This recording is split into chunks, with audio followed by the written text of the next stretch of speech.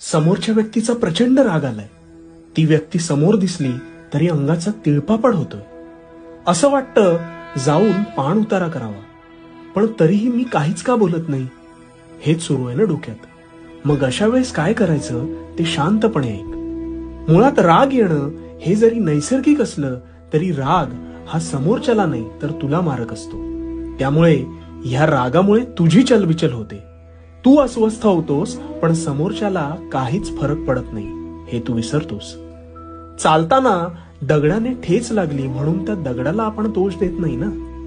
मी नीट पाहून चालायला हवं होतं हा विचार आपल्या डोक्यात येतो. दगडाला मारलं तर त्याला काही फरक पडणार आहे का? तसंच आहे.